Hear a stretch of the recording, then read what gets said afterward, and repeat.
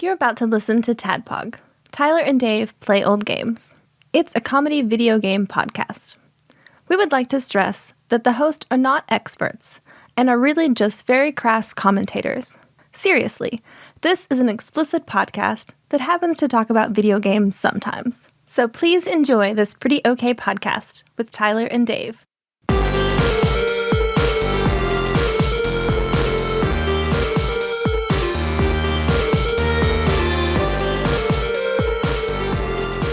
Hello, Internet, and welcome to another TADPOG podcast. It's a show that happens once a week. Once a week. Sunday. That's TADPOG Church. That's entirely different. But two old guys play old games. Games. Those fucking laser sounds. Lasersounds.wave.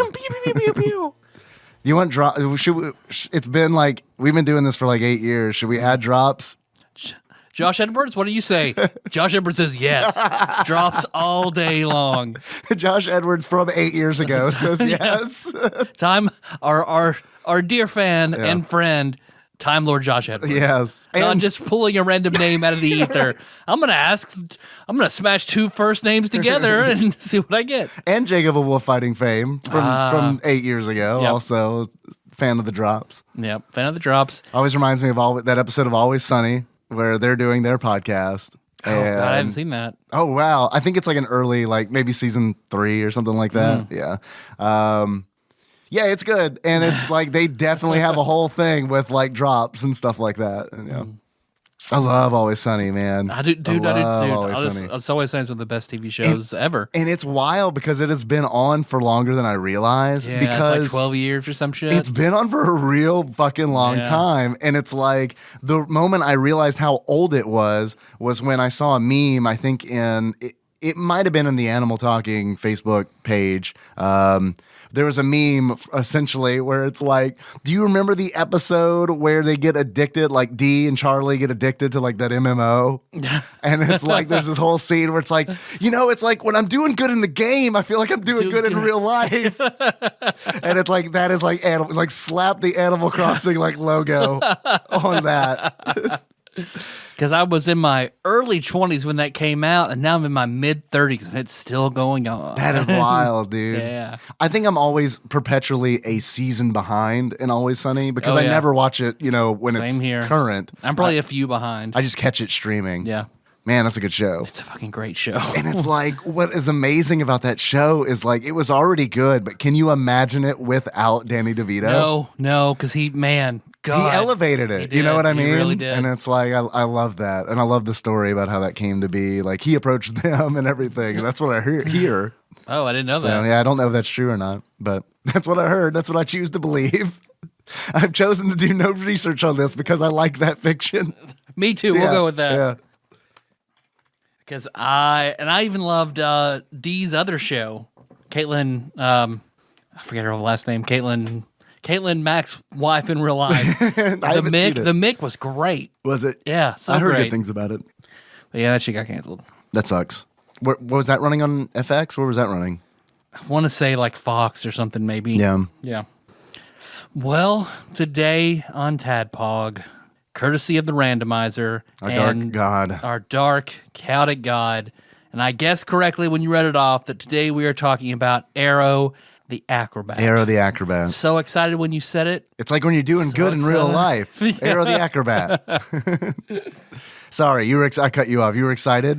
No, I was like, Aero the Acrobat. Fuck yeah. Me too. I've heard about this game for so long. Yeah, I feel like this is a big game. Yeah, I've been marketed too heavily for this game that I never played.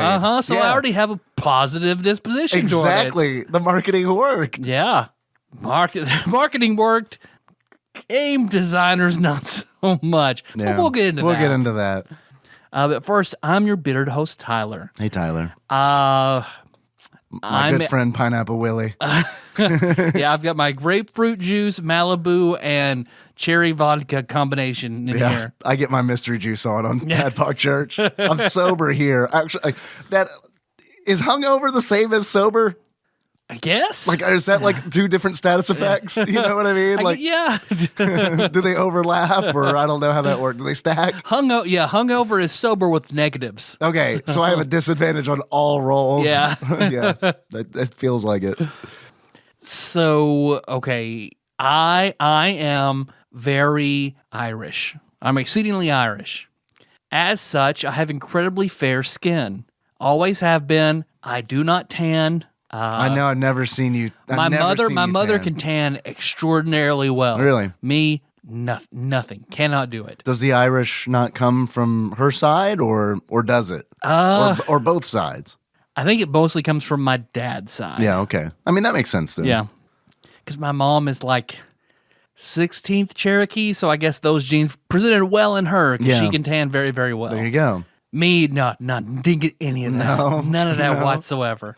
Yeah. So Kenna's birthday was Saturday. Yeah. Her birthday party was Saturday. Her birthday was the week before that, but it was supposed to rain, so we postponed the party, and it didn't rain for like 3 days. It was beautiful. Yeah. It fucking sucked. So yesterday, or on Saturday, I was like, all right, Melissa got all this stuff. We had her a fiesta. Mm-hmm. So I got out, and for the first time in a very long time, I mowed the yard, the whole thing. You got a lot of yard. Got a lot of. I mean, it's a full acre, so I mowed a full acre. You do have a riding mower, right? I do have a riding mower. I mean, that's the only way to do an acre. Yeah, and then a few weeks before that, lightning hit a tree in my backyard, taking off a fourth of it. How terrifying was that when that happened? I had no idea it happened. I just walked out there. I was like, oh, a quarter of my tree's on the ground. So the good thing is not the quarter that fall on the neighbor's fence. So the Pokemon sleep drug that you take definitely was working definitely that did. night. Yeah. The Sombra? I snorlaxed out. Snorlaxed it. And then there's literally a log blocking the path. It was straight up dead. It was not pseudo-wodo. So my dad, while I went to work, Dad came over, chopped it up. Afterward, I was like, oh, we probably should have hauled this further back and then chopped it up. Now I have to just pick it up piece by piece and take it over this other way. Yeah. So your dad's tricked you into picking up sticks in the 30s. That's what it's doing, yeah. So Melissa and I picked up some of it like the week before last. Yeah. But then she was doing all the party stuff. Everybody was coming over. We were going to have it in the backyard. It's like, fuck, okay, I got to mow. And I have to drag all this stuff back. Free firewood, party favors. I do. I've saved all the big pieces and threw them back in the back of the garage. And I have all the branches and leaves and to do a bonfire like a burn at some pile? point. Yeah, Yeah. sure. We'll do a big bonfire eventually. But in the course of mowing and running out of gas twice, getting stuck in like some septic and like one part of my yard where it drains out. And is that normal? Yeah. Okay, good. There's just one part where it just empties out and it's just always muddy. Gotcha. And then dragging all the branches and all the wood and everything, and then making runs to pick up gifts and everything. At the end, when I'm running errands while Melissa finishes up, I get in the car and I'm going down the road, just look down at my arms. It's like, holy shit, am I sunburned? Yeah. Like, you look like him. I am unbelievably sunburned. Yeah, you're very sunburned. You're very, very sunburned. Like you could tell where my fingers are white from gripping the steering wheel of the mower, but the tops of my hands are fucking crimson. Yeah, no, I've never seen. And they are puffy. Yeah, I've never seen you like this. I've never in the whole time that I have known you, which has been probably 19 years, maybe. Is that a stretch? 18 years? 2002. 18 so years. 18 years. And all of 18 years, I have never seen you like this. Yeah, it's been a while since I've been this sunburned. I sprayed myself down once, and then I guess just proceeded to sweat it all off. With what did you spray yourself? Crisco? Malibu? Did you see the Crocodile Mile that was set up with like LITs? There we go. This should help. Do people still drink Long Island iced teas? I feel like they don't. That is my preferred. Every time I go out, that's what I get. I don't mean people our age. I mean the kids. I don't know. That's a good question. Because I feel like that was the drink in the Jersey Shore, I think. But that was also a long time ago now. Yeah. So yeah. They all have kids that are in their 30s. Yeah, if it was on the soup, it was a long time ago. Yeah. So, and then I get inside and look at my head. Because I am 90% bald. Mm-hmm. So that got the worst of it. Yes, like, it did. So it is blistered and peeling. Yeah. Well, not even peeling, because I got, I was like, man, what is this? It felt like I was peeling. Like, I'm not peeling yet. Yeah. It's been like an hour since I realized this. Yeah. Oh, no. Clearly, it's like sun poisoning, and it has like scabbed over yellow. Yeah. No, And I was just like in the house, and it's like 68 degrees. I'm not sweating, but I feel like stuff raining down my face. And it's like, oh my God. it looks like an Easter egg, kind of. Because it's like it's dark so red bad. with like spots, you know? Yeah, oh yeah. It's real bad. And I was like, it is so painful. Like I'm trying, like I don't want to go to work with just this crusty yellow halo around my head. Yeah. Like the rings of Saturn, just with dried pus, I guess. So like I'm trying to like scrape it off, and it hurts so fucking badly. So what happens when you scrape it off? It just grows back, It just comes right? off, and then eventually like it'll seep out of my skull again. Oh my God. So I had my tele appointment with my doctor and got an antibiotic, oral antibiotic, and some cream. Yeah, and then my doctor died. Doctor only had 90 MP. Hey, look, you gotta be careful when you cast media. And then I got like some kind of silver cream antibiotic. So you can like Dave has the one viewing me right now. I got with the all front this row, the front row just seat red to and this. white cream just all over my head. Yeah. No, when I came in, you were like, you probably can't see very well. I was like, no, you look real bad, dude. What happened? Yeah, because everybody at work was like, holy God. Yeah. Because my boss was like, even your eyes look burned and swollen. Yep. My daughter had a good time. Good. So did Henry. Yeah. Thanks for inviting Henry out. Yeah, man. I wish I could have made it, but he had a blast. And Nikki, like, man, he was not behaving well that day. So it's, oh, really? Yeah. I just thought he was just being a kid. Well, see, and like when they got home, the first thing I asked Nikki was like, "How was he?" And she was like, "He was great. He was better than he was here all day." He's just been pent up, dude, and he has been like really wanting to hang out with kids, and yeah. It's a very weirdly an adult house, you know, that he lives in. Yeah. You'd think it would be a fun house, but it's not a fun house. Guess what was it? We were all eating tacos. Like I made Henry a taco and some chips. We were all sitting around eating. And my mother-in-law was telling a story to my soon-to-be sister-in-law, like sort of diagonal across the table. Henry and I are across from each other. Yeah. They're speaking diagonal, and she just starts talking. And Henry's like eating his taco and then just like sets it down. Excuse me. Excuse me. Excuse me. My mother-in-law doesn't stop, but I'm just like, just stop for a second. Excuse me. Excuse me. Nikki's like, I know this is a new experience to have all these conversations happening around you. You have to wait. And he's just, nah, excuse me. And she eventually, what, sweetheart? I like candy.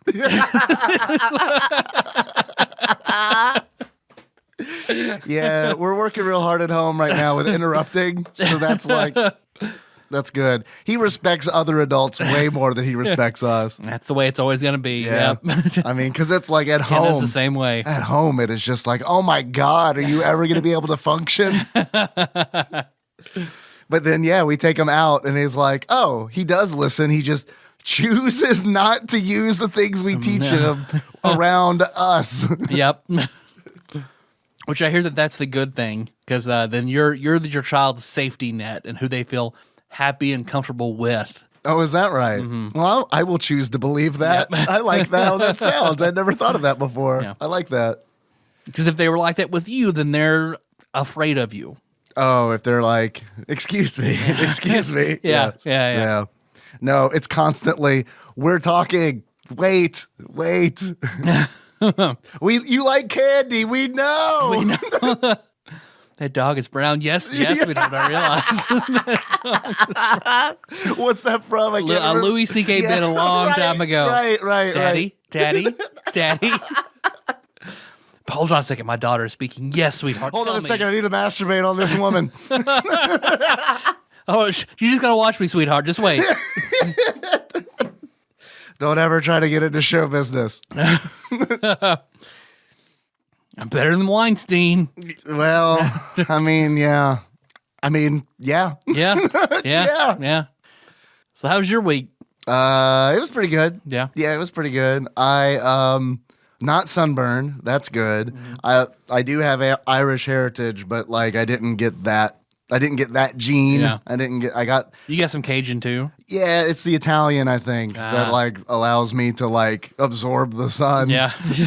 And don't worry, they manifest in weird freckles. Like the other day, I had like a. You're like strong guy, but only instead of muscles, you get freckles. Right. The other day, I had to like. I asked Nikki. I was looking at. I shaved, and I was like, "Is this new? Is this a new thing? Like, is this a new spot on my face?" And she's like, "I don't think so." And I was like, "Did I just not notice this for like all of my life?" And she's like, I guess you didn't. So I don't know. When did you get glasses? Have you not looked at me in 20 years? So yeah, fortunately, I'm not sunburned. I also haven't gone outside like in a real long time. I don't plan on it for a while. Dude, it's My like. doctor told me not to, and I was like, yep, Yeah. all right. Doctor prescribed. Sorry, Dad, I'm playing video games. No going outside. Your prescription is Borderlands 3. Yeah. Oh, yeah. So much fun. So much fun. I did beat Super Ghouls and Ghosts last night Nice. on a 7.5 hour stream. Nice. So that was fun. It ended in like it was so fucking tense because it is like I've been playing this all of May because Super Ghouls and Ghosts was the SNES game of the month for the Discord, bit.ly/TADPOG Discord. And so I'd been playing it all month and I hadn't streamed it at all. And then so I streamed Aero the Acrobat last night, and then Usurper Grim bribed me to play Super Ghouls and Ghosts instead, which happily did. Yep. We'll get to Aero the Acrobat in a minute, but happily switched to Super Ghouls and Ghosts. And it's like, and then like I got to the very last, I got through the first loop, and then on the second loop, you have to defeat the boss, the final boss with the goddess bracelet, which is like a really tough weapon because like only deals good damage when you're like really fucking close to an enemy. So, and it's like I totally cheesed the first loop because it's like gold armor, crossbow, homing bolts, you're fucking good to go, kill everything. Yeah. It's like great. So then it's like on the second loop, it's like, no, you actually have to play the game now. You can't just like coast. And I got to the last stage with 9 continues and then probably spent, I don't know, I didn't look into this. My guess would be 3.5 hours on the final level, dying and burning through my continues. And then I finally beat the boss of that stage and got to the final boss with only 1 credit left. Damn. And beat him with no armor on. Like he knocked my armor off at the beginning, and it was a very fucking tense thing because it's like if I die in this fight, that's pretty much like 5.5 hours. That's just like flush, but not really because it's Grim still bribed you. It's right. Still come out ahead. Yeah, it's the friends we made along the way. It's not whether or not we defeat Sardius or not. But I'm very glad that I was able to do that. I didn't go back and listen to our Super Ghouls and Ghosts episode. I don't know how I beat that game. I beat it, but I save scum the shit out of it. I had to have. Yeah, I had to have used save states. I had to have because it's like that game. That's a hard game. Oh, fuck yeah, it is. And I still stand by. I think that it is harder than Ghosts and Goblins. No one agrees with that, but I think that it is harder than Ghosts and Goblins. For sure. So that was my crowning achievement. My fall into disgrace was I started playing Final Fantasy XI. Oh man, I bought that on Steam for like $10. All of it. Oh man, all of it was that's a pretty good deal. And it's free to play, right? Now no, fuck no. Oh, no, you had to subscribe to play online. It is more expensive to play it. The subscription is more expensive than all of the games because the subscription is still like $12. Oh man. So you gotta love that play online interface. Man, it started up, and I almost I started it up on like Friday at like 3 a.m. and like I was so close to sending you like the play online theme music or whatever. Because I was like, if anything will get Tyler back to Final Fantasy XI, it's probably the play online interface. It was a nightmare, dude. Oh man, it took longer to like navigate the early 2000s play online interface than it did to download and install the games. So I'm playing on Quetzalcoatl, and the reason I got in on it is because Dalton, he posted on TADPOG Nation Facebook Dalton, group. I'm not sure what happened to Dalton. He used to shoot big, but now he doesn't. I'm sorry. It used to be Dalton Big Shoots on Facebook, so I assume he shot his load, and now it's just you got to edge back up to become Big Shoots. Like again. it happens to everybody. Yeah. Once you do at a certain age, once you do Barrett's Big Shot, you got to like build up the limit again. It's fine. You got to build it up. So, yeah. So that although Dalton needs a title. Dalton needs a title. Yeah, I agree. Guitaru Man Dalton. Guitaru Man. Guitaru Man. Because of the cat dog Tadpog theme parody. And I know he plays the shit out of the guitar all the time. That's like his life. Look, Guitaru Man, to me, that is like probably like one of the best titles that you could have. I've been thinking about streaming Guitaru Man. Oh, that'd be so good. Just because I've got it that'd be good. for PSP. Yeah. I've been thinking about getting the PlayStation 2 version, but that's like that's pretty expensive. You know what I mean? It's not like crazy, but it's pretty expensive. It is pretty expensive. So yeah, Super Ghouls and Ghosts, that's done. And then we nominated Super Mario World 2 Yoshi's Island. That is the game that we're going to be playing for June 2020. That was nominated by Usurper Grimm on the Discord. And I'm excited because I didn't finish it when we played it for the show. That's a top 25 game for me. Fucking love the shit at Yoshi's Island, man. I am excited to get back to it, and I'm excited to finish it. Yeah, and hopefully 100% it. Like I haven't 100%ed it because there are 2 bonus levels at the end that require you to get like hundreds and everything. Yeah. So a lot of those I've never gotten. I think I'm going to play it differently this time because I think what I did the thing that I always do, and it makes me not like a game as much as I should, and that is like do a level until I have everything in that level and then move on to the next level. Yeah. And it is just like doing a game that way. It's the same as like in a Fallout game where I'm like, okay, anytime a side quest pops up, I'm going to drop everything and do that side quest. Oh, I still do that. I like playing games like that. I like That's why in Borderlands, man, I'm destroying that main quest. Shit. I like it to a point, but it does definitely get to a point where it's like with fucking Fallout 4, it was like, yeah, man, I'm done. I'm never going to finish this game, but I feel like I have played it enough, you know? Yeah. So, and also there's speaking of games of the month over on Stephen Michael on his Facebook group, Retro Gaming Monthly, the Illusion of Gaia was voted in. So I feel like that's relevant to say, just because Super Nintendo, also a Super great Nintendo baby, game. yeah. So I don't have the time to do this, but I am. It's one of those where it's fun to pretend like that I'm going to play. My both last Yoshi's Island playthrough of Illusion of Gaia for the show. Yeah, that is. I feel like I got all the gems that I didn't get as a kid. So like I know I am fully done with Illusion of Gaia. Like I don't have to go back to that. We even played Soul Blazer first, so I understood what was going on in the bonus level. So like I can say I am done with Illusion of Gaia. Wonderful, amazing game. Nothing left in it for me.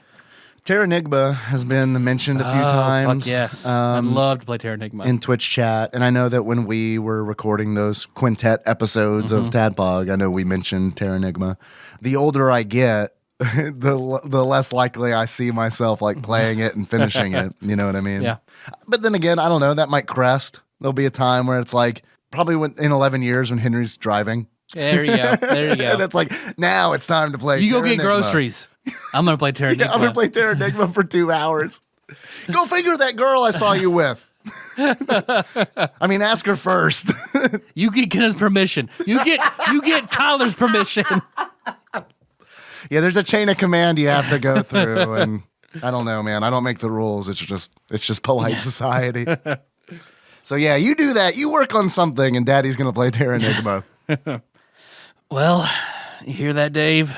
I do hear that. It sounds like all of the Tarus of East Saruta Baruta simultaneously casting falling stone down. They're leveling down.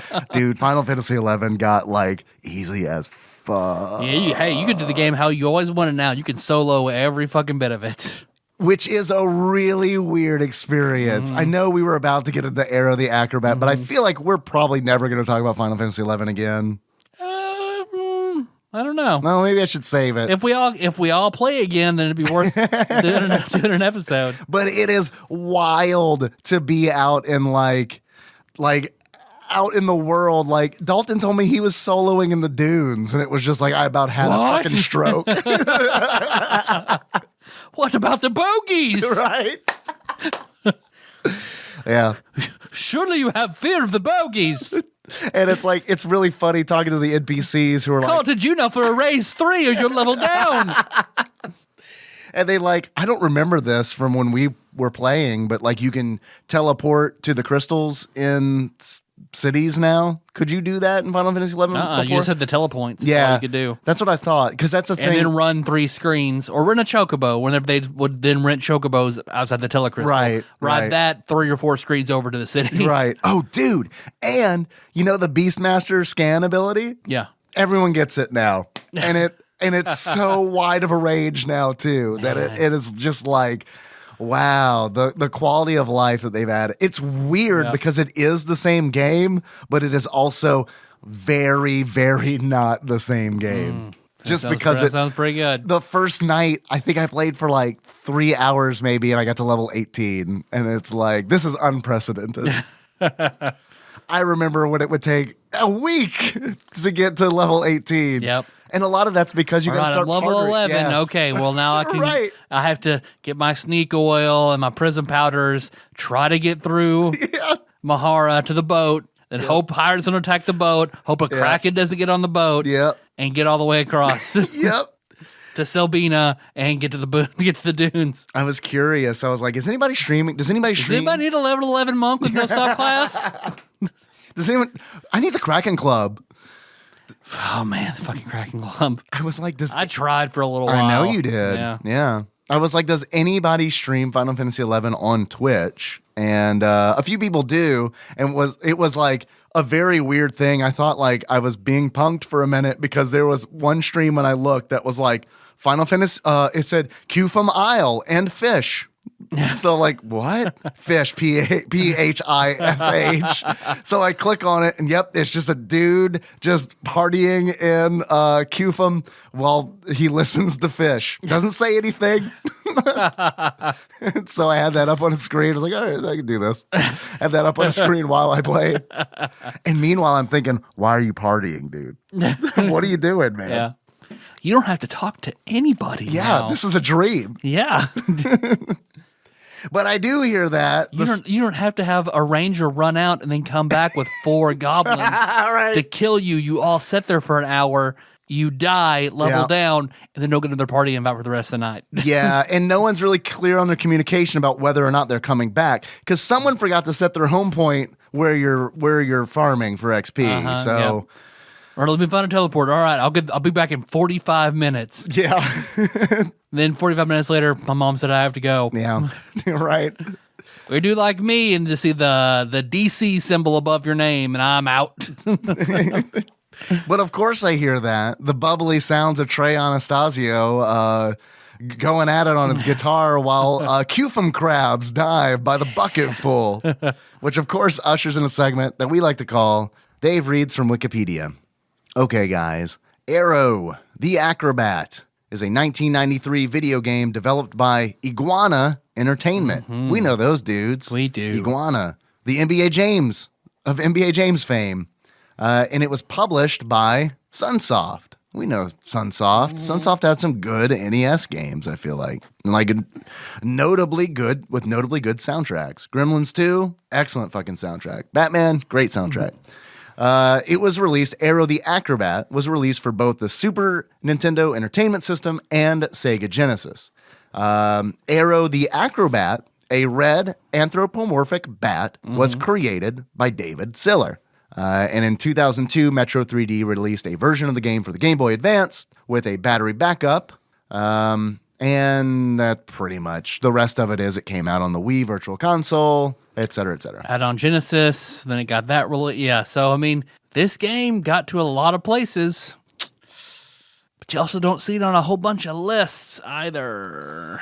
You don't see it on a bunch of lists. So, You don't see a lot of YouTubers having talked about Aero the Acrobat. no, and I was actually very surprised. Like, Yeah, I mean, when trying to do research, pretty slim pickings. I found some good stuff. I did find some good stuff. It wasn't on YouTube, but I did find some good stuff. And I'll have to be honest with you.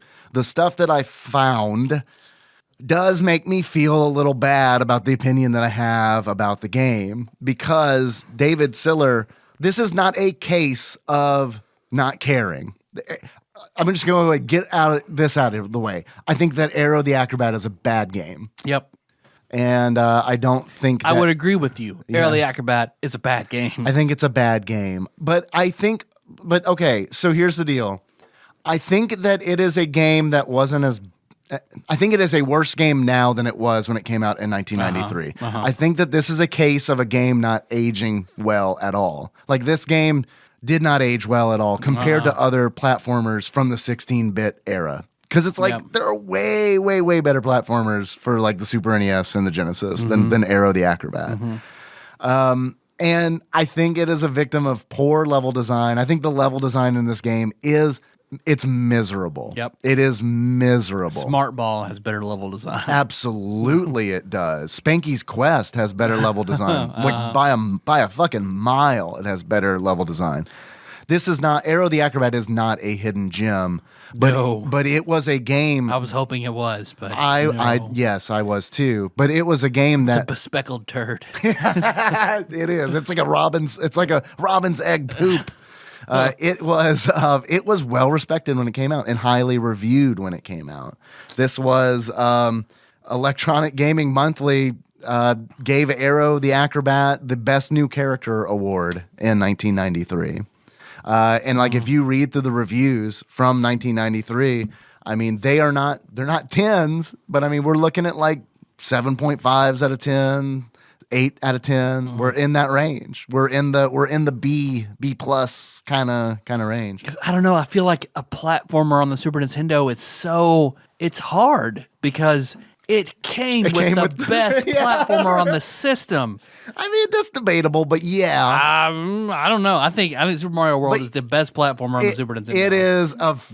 It is an excellent platformer. Super Mario World is an excellent platformer. I mean, just fucking throw the bar way the fuck up there. Yeah. And I can see... Well, what's weird, sorry to interrupt you, but it's like, what's weird is I feel like some of the best platformers to come out on the system came out in the first year.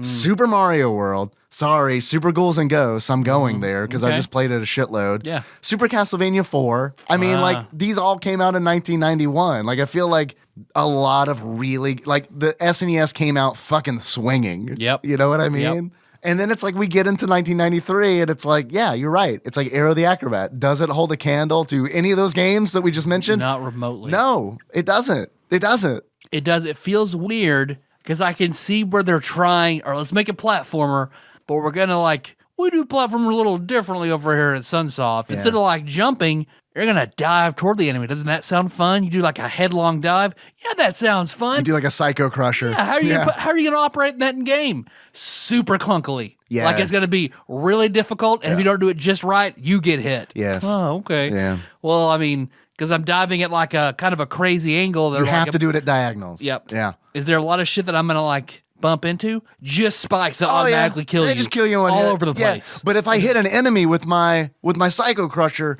I'm definitely going to kill that enemy, right? No, sometimes you don't. Yeah. No, you'll hit them and fly back. Sometimes you'll bounce off of them and then hit spikes and then die. Yeah.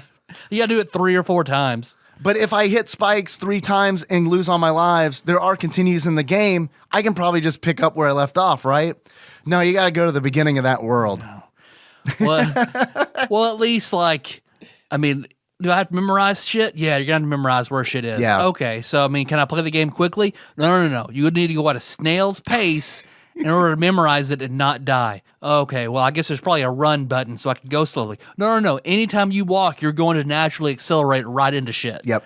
Oh, okay. Yeah.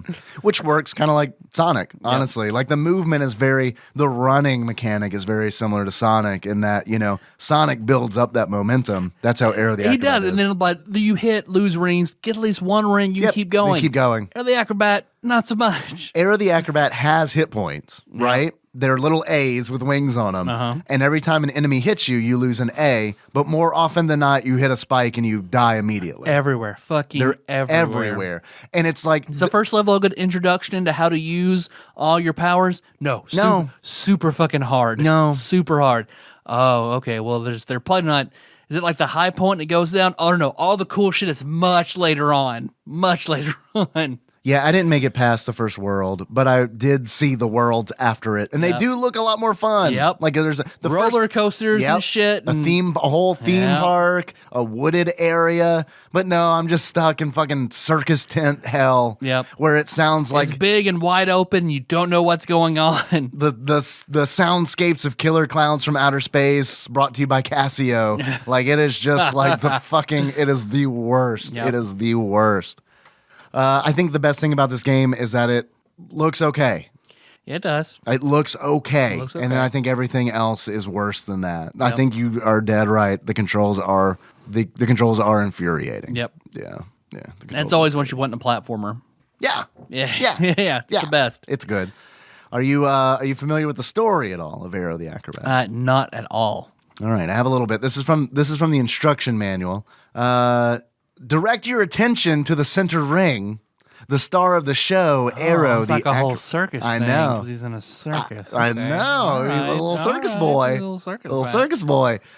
The star of the show, Aero the Acrobat, is about to make his entrance and dazzle you with his amazing feats of bravery. Today only, we have a special show for you. The world of amusement, circus, and fun park has been sabotaged by the evil Edgar Ector, an ex-circus clown bent on revenge. Ector's henchmen include the bitter Zero, the acrobat, who's been jealous of Aero's popularity, and other psycho circus performers and fairground freaks. So everybody hates Aero and they all gang up against him. Is this their fault, or is Aero like maybe like a dick? I don't know. Yeah, we really, honestly, we don't know. The Wikipedia entry that doesn't get to this in the instruction manual, which makes me wonder if like Wikipedia is just fucking with me. It's like if everybody hates you, is everybody wrong? Right? Yeah. If everyone you encounter is an asshole, you might be the asshole. Yeah. Wikipedia, according to Wikipedia's entry on the plot, and I wanted to point this out because I thought it was very weird. A spoiled rich kid named Edgar Ector was a regular attendant at the World of Amusement Circus and Fun Park, but was banned after a failed prank almost killed a lion. Yeah, good. What prank almost killed a lion? That's like all that I can think about. Is like, what prank could possibly kill a lion? Shot it with a gun. It's a good prank. Like poison some meat or something? Like what? At what point do you cross the threshold from prank into domestic terrorism? Like it's one of those questions. It has to be something worse than like Jackass would do. So it has to be worse than drinking the lion's semen. Yeah. That's gonna kill a lion. It's gonna be all right. That's probably pretty good for the lion. What is worse than drinking the lion's semen, but not as bad as killing the lion? That is a thin fucking line that we have to walk. Making the lion eat your semen, but you've had like a lot of poison that you are already immune to. So it's a prank. Lion, come here quick. Edgar just fucking sweating, red, bloated. Dressed like the Man in Black. He's immune to iocane powder at this point, but he's full of it. Just comes in the lion's mouth.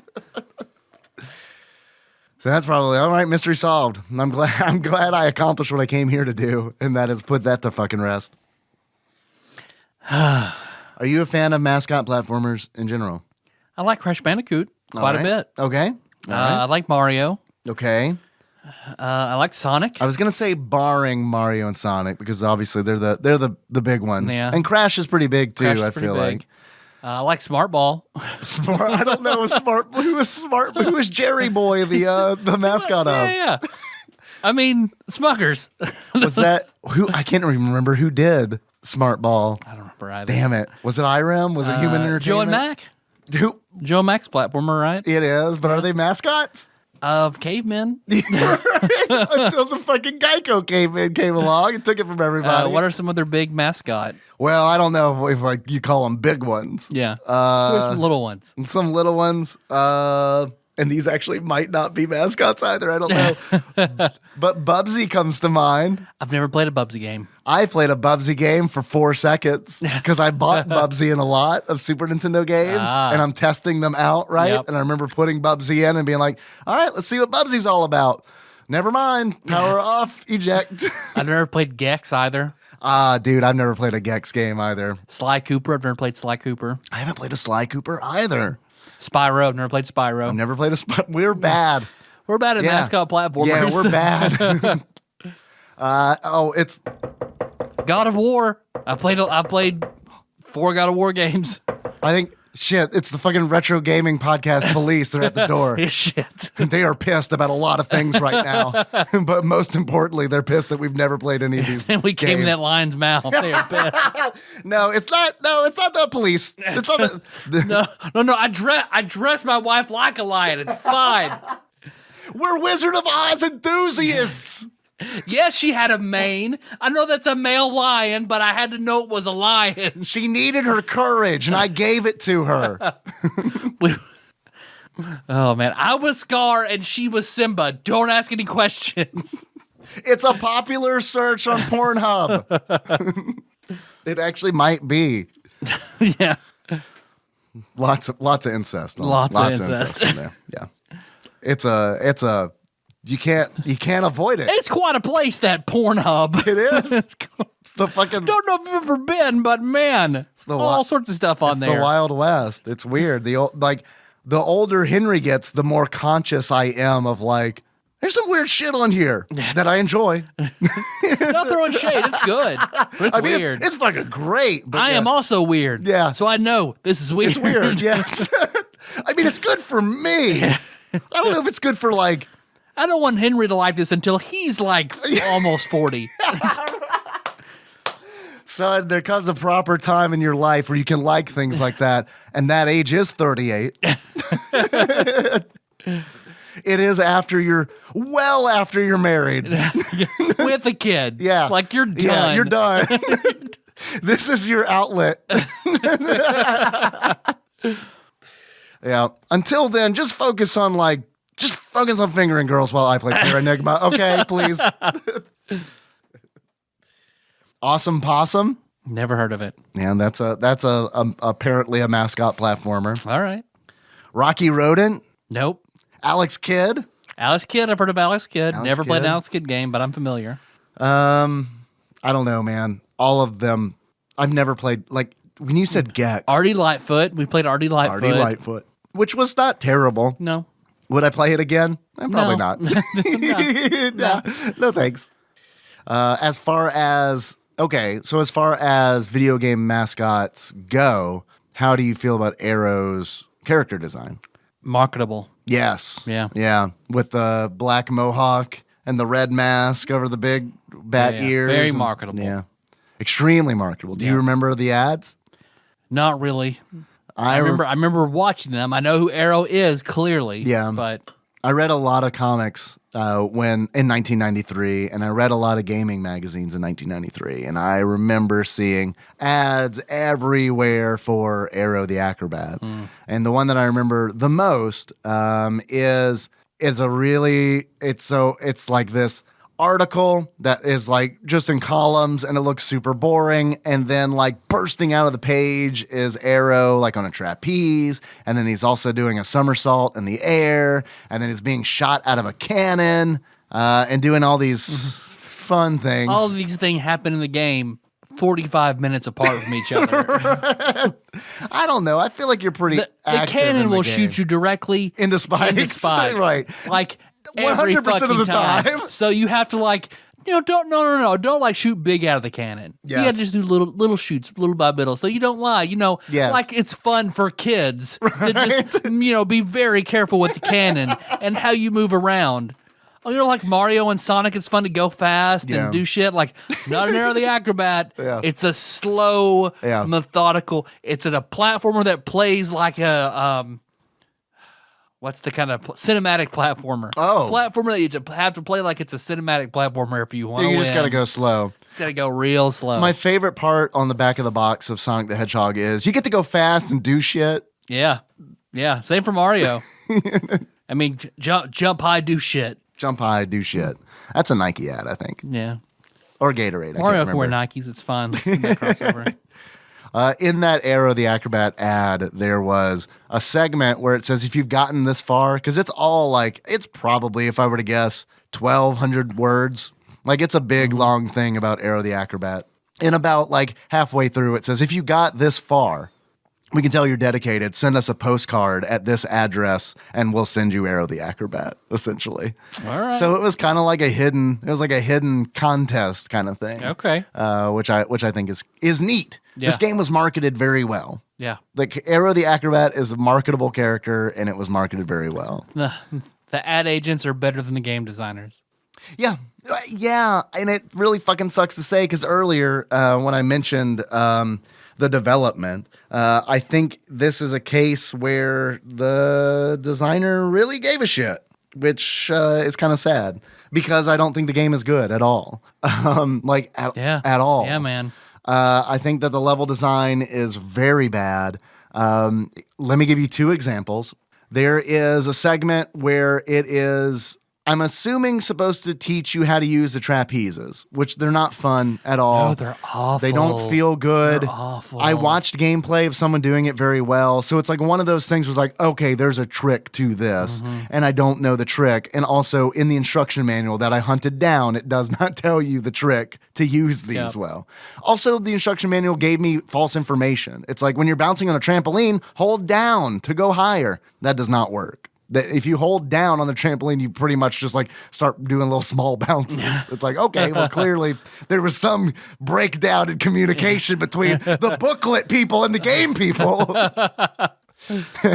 So, yeah, dude, it is like, okay, so. The booklet people are all Geminis and the designers are all Tauruses, and that's just not going to fucking work. The game designers drive like this. The booklet designers are like,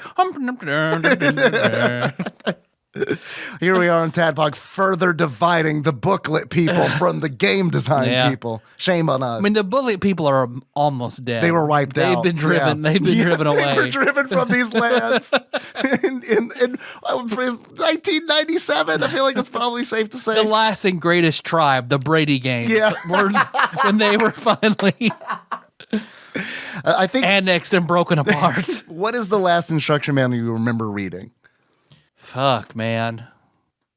It had to be a BioShock PS3, maybe. Oh, wow. Maybe. That had a manual? I want to say it did. Or maybe it might have been like God of War for PlayStation 2. Wow. So, I mean, it was definitely like probably a PS2 era. The last instruction booklet I saw. The last instruction booklet that I remember reading was, I think, for Neverwinter Nights. It might have been Neverwinter Nights. It might have been Neverwinter Nights PC game makes a little more sense. Yeah. But like, I don't know, man. Since then, I have a hard time.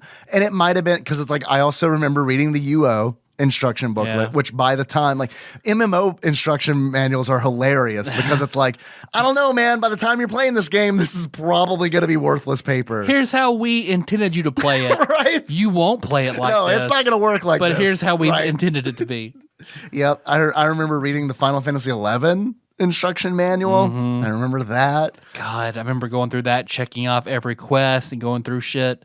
God, I did have a wonderful time playing that game back in the day. Back Final Fantasy college. XI? Yeah. We played the right game at the right time. Yeah. With everybody. Yeah. Back then. I think it could be argued that I do wish that I would have made the switch to World of Warcraft when World of Warcraft first came out. Yeah. Because I eventually got there anyway. You know what I mean? I know. I'm glad I played one that eventually sort of died out. I needed that to get away from it.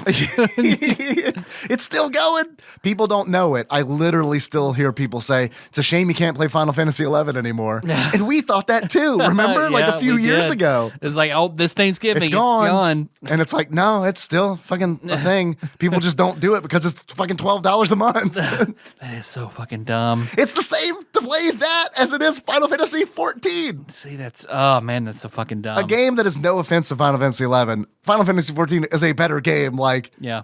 in every objectable, like anything you can measure it against. It's like, yeah, it's a better game.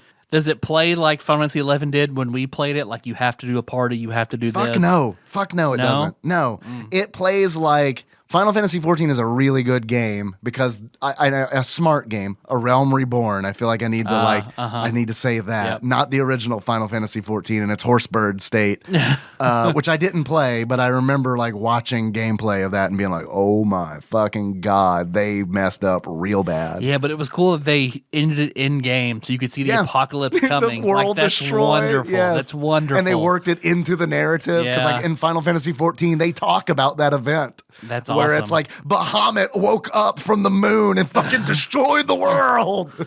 That's awesome. I know. I love it. It's great. But that's how every other Final Fantasy should have ended. Yes.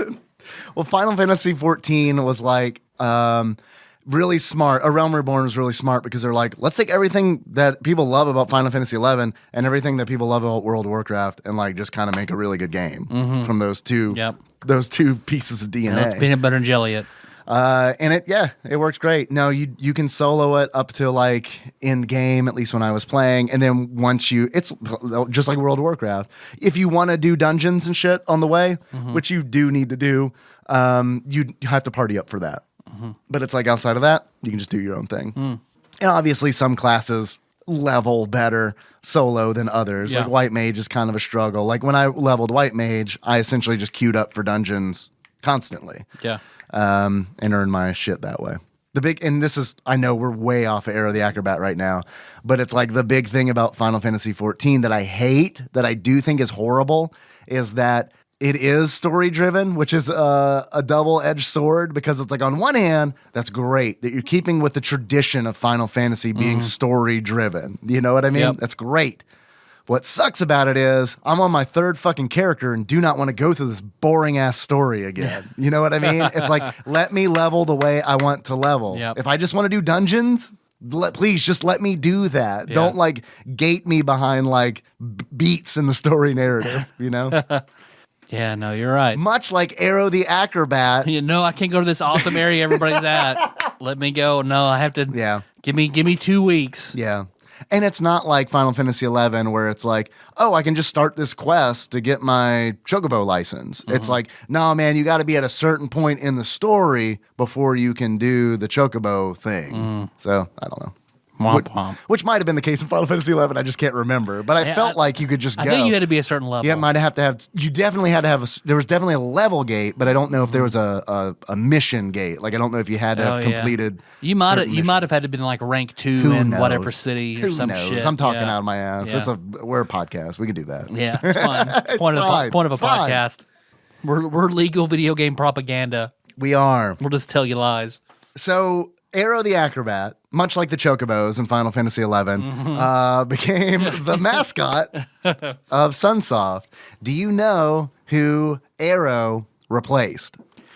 Shit, I should know that. You should, but I don't. You shouldn't. I shouldn't. You should not. Okay. Because I'm willing to put money down on the table that you've never heard of this character. Okay. I could be wrong. You could surprise me. Are you familiar with Hebe the Penguin? No. No. You are correct. Wait, are you not? Do you mean to tell me you are not familiar with the Hebereke series? I mean, Club Penguin, that's one thing, but. Wait, was that a Kid Cuisine thing? Well, they're sort of. I mean, it's a kid like palace chat. Right. Do you guys remember the Kid Cuisine palace chat? It was really fucking great. You could choose to be either the polar bear, the penguin, or the weirdly shaped chicken nuggets. The rock hard exterior, cold in the middle brownie. You could be the clear plastic film with condensation on it. Macaroni and cheese that look like it's flesh stripped from a bone. Yes, freshly flayed mac and cheese. Kraft ain't got shit on us. House Kraft, the flayed macaroni. They're in there with noodles and shit. Oh God. Okay, so. I personally prefer Aero from Final Fantasy over Aero the Acrobat. I think that we could probably all agree. Yep. I am curious. I was curious if Aero the Acrobat popped on any kind of list for like specifically greatest bat characters of all time, because I was sitting here like, who are some famous bat characters? And I could like name none. Batman. That's That bat from the Sonic Adventure series, the white girl bat. Rouge. Yeah. Other famous bat, Batley. Surely this is Eureka's Castle game with Batley, right? Batley, good pull. Is Count from Sesame Street a bat? No. Okay. He's the Count. All right, he's the Count.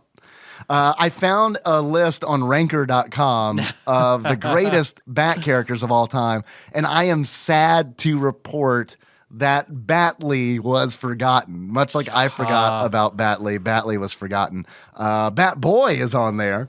Okay. At number 23. He had a musical. All right. Bat Boy had a musical? Yeah. That is wild. Bless you. Bless you. I was waiting for the sneeze. Yeah. It's become a regular segment on the show. Yep. Tyler sneezes midway through. Twice.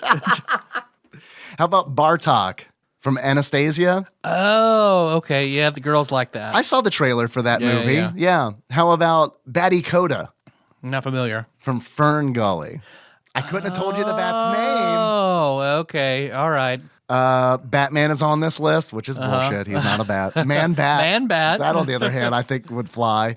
Fidget. Because he's a bat. Because he is a bat. He can fly. Wait, is that what constitutes what being a bat Yeah, is? probably. The ability to You fly? gotta be able to fly. So wait, if Batman little could bit. fly, Yeah, he'd He'd be a bat. He'd be a bat. how about Fidget? Fidget. Number 4 on greatest bat characters of all time. Sounds Fidget. familiar. It is the bat from The Great Mouse Detective, the Disney flop, The Great Mouse Detective, all right. which I enjoyed as a child, but But the naked lady in that one room. that was the Rescuers who had the naked lady in the window. Yeah. And then number 5, Rouge the Bat. Well done. all right. Number 6, Foo Foo. Also sounds familiar. Foo Foo from Sagwa. All right. Sounds like a knockoff Mogwai. I don't know what Sagwa is. Somebody was typing with their mouth full. Yeah. if you Sawa. If you feed a sagwa after midnight, it turns into a critter. It turns into a groblin. How about? Have you ever heard of a Zubat or a Golbat or a Crobat? Pokemon. Yeah. Pokemon. Specifically, Pokemon Mewtwo Returns. Oh. So I guess that's one of the movies. Yes. Sure. Okay. Man Bat at number 8. Ah. Marina Brightwing. Don't know. From the Silverwing series. No. We're old. Yeah. I don't know. Either that or that is older than us. Man, we'll see. It's one older way, than us. one way or another Yeah, is yeah. not in our scope. Laylee from Ukulele, Oh, okay. a game that I did not play because I don't like rare collectathon platformers from the 90s. Yep. Shade, also from the Silverwing series. I believe that this is probably a series about bats. Foxglove. That sounds very familiar. And this Foxglove is from the Rescue Rangers animated series. Oh, okay. I don't remember Foxglove, so Foxglove probably only appeared once. Very late in the series, probably. And in the image here on ranker.com for Foxglove, who is ranked number 12, it looks like Foxglove and Dale are giving each other an ugga mugga. Ariel. For all you Daniel Tiger fans. Oh, we got so many fucking Daniel Tiger fans up in here, dude. Ariel, also from the Silverwing series. Also the name of Ariel's girlfriend. Sounds like whoever wrote this just likes that series. Well, it's Ranker. You can vote. It's like if I were making my, all right, the top 20 most famous wizards, and 15 are from the Dresden Files. Wait. There's also Cassiel from the Silverwing series, and Frida from the Silverwing series, and Goth from the Silverwing series. Fuck whoever wrote this list. Count Chocula at 18. Bat from Earth. Gutsy Bat. How about Gutsy Bat? Look, man, if Count Chocula counts, Gutsy Bat counts. Yeah. Count Chocula's not a bat. No. He might be able to turn into a bat. A vampire probably shouldn't count. It has to be a bat. I agree. What about the Bat Familiar from Castlevania Symphony of the Night? It's pretty good. That's It's not pretty on good. this list, That but should be. should It be. should be. Bartholomew Bat. The bat from Chrono Trigger that's actually Flea. Yes. Bartholomew Bat with 2 T's. This is one that I feel like we both should get, but I don't remember him at all. He is from the Beetlejuice cartoon. Huh. Okay. Zephyr from the Silverwing series. Throb with 2 B's from the Silverwing series. My husband's penis with bat wings attached. Yeah, This is Throb. is the Silverwing series a porn thing? I hope so. God, I hope so. Rat Bat. Not from the Silverwing series. That is a transformer. Then there's Bat Boy. Rat Bat who hung out with Rude Dog. Right? I think there's a Rude Dog video game. Megatron at 24? Is Megatron a bat? Yeah, he was. He was a bat the whole time. Right? He was like some sort of weird bat transformer vampire. Okay. All right. He was a bat who was a weird transformer. Was Megatron was bit by Count Chocula at some point in the canon? Yeah. And slept with Throb. Bat Thing at 25, which is a DC Universe character that I'm not familiar with. Familiar with Man Thing, I guess. Like Swamp Thing, but It's kind of like Swamp Thing, but bat. Yeah, my it's guess. like a guy made of bats. Dude just made. He's a swarm of bats. His love life is real cool, though. Yeah. You should see him drive a car. Car's full of bats. Should we do something? No, man. Fuck That's that. full of bats. Fuck that. Where's it gonna go? Future Predator is listed at 26. No indication of what that is from. Maybe the Predator movies? I don't remember a bat. Nor do I see Bat Gremlin. I was about to say the Bat Gremlin, yeah. Bathsheba from the Silverwing series. God. Is that from the Bible? That's not. No. Let's not get ahead of ourselves. Batros from Masters of the Universe. Onyx Primal from Transformers. Mindwipe from nothing. There's nothing listed there. Yeah, you wiped your mind. You don't know what it's from. And finally, at 31, Batfink with no image and no indication of what Batfink is from. No Batley, no Flea. You don't know Batfink? I don't know Batfink. Are you going to look up Batfink? I'm gonna have to look up Batfink. I know Fatbink.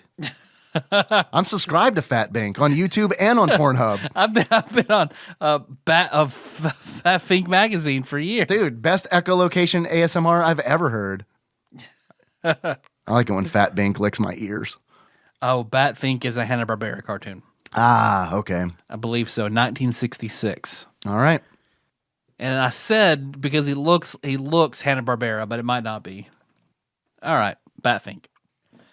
Well, there are bosses in Aero the Acrobat. Yeah, I've heard. The game's really hard. I never made it to a boss. I looked them up. Yeah. They looked fucking awful. Yeah, Just, I watched one gameplay where a dude fought 2 clowns on stilts, and I was like, never mind. Just dove into both of them until they were dead. The next level was looks like some sort of a like dog, anthropomorphic dog person in a clown mask that slid up and down a pole and had like a punching arm. Oh, Juggalo Goofy. Yeah, Juggalo Goofy. Forgot about Juggalo Goofy. Goofalo. You had to hit it on its nose when it flashed, and then it would cry, and the tears would kill you. Did you see a fight against Zero the Squirrel? No. I hear that Zero the Squirrel is in this game. Did you know that there's an Aero the Acrobat trilogy? I knew there was a second one. I didn't know there was a third one. Zero the Squirrel is the third game in the trilogy. It's kind of like a spin-off from Aero the Acrobat. I have heard for the Philips CDI. I have heard that Aero the Acrobat 2 is a lot better than Aero the Acrobat. So we'll see eventually. We will see eventually. And hopefully Zero is even better than Aero the Acrobat 2, because we will get to that eventually as well. Also Super Nintendo? Yep, okay. Absolutely. One of my favorite mini story arcs in Calvin and Hobbes is bat related, where Calvin has to do a research report on bats. And he traces the Batman logo and adds fangs and puts it in a clear binder.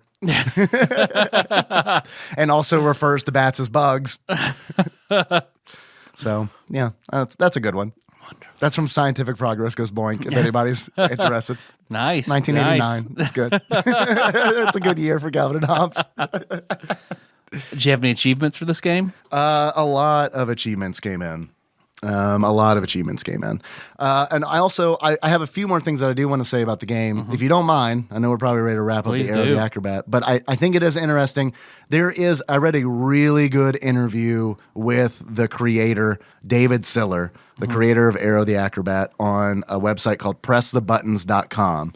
They interviewed him in like 2011, and there's some really interesting stuff that they had on that site, including the rough draft for Aero the Acrobat, like that he drew up, and like I guess his son helped create Aero the Acrobat, and they worked on it together. Like, this is one of these where it's like, the more I researched Aero the Acrobat, I was like, fuck, I wish I liked this game better. Yeah. Because there's a lot of cool stuff here, and there's a lot of human stuff here, but the game sucks. I don't like it at all. Yeah. And it's like just one of those where it's like, I guess I support the spirit of Aero the Acrobat, but I cannot support the product, Aero the Acrobat.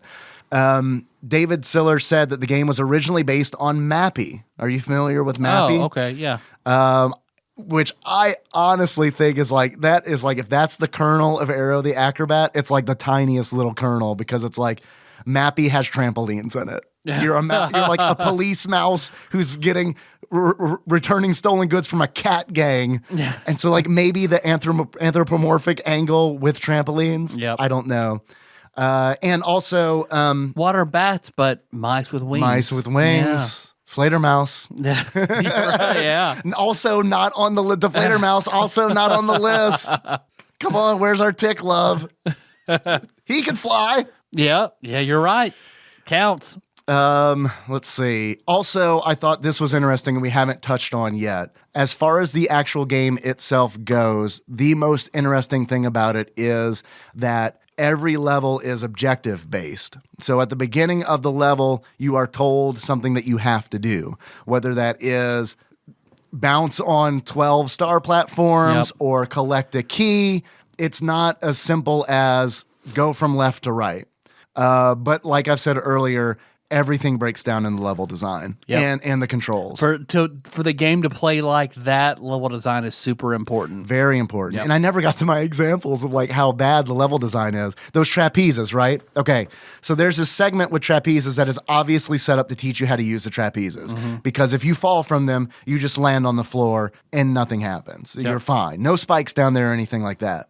So there is no incentive whatsoever to use those trapezes, because there is a 1-up at the bottom of on the floor below those trapezes. So the incentive is to avoid the trapezes and just go on the floor and pick up the 1-up. Yep. If you want people to learn how to use the trapezes, put the 1-up at the end of the trapezes. No, man, that's too hard. Just put it on the floor. But you know what's harder? The next time you get to trapezes in the game and it's just death spikes below the entire thing. Yep. So They had the little items that allow Aero to fly for a little bit. Yes. But if you die, they don't respawn. Yes. Or if you get hit or if you land, you can't use them anymore. They're limited time. Like it's a disaster. Yep. The level design kills this game. It kills it.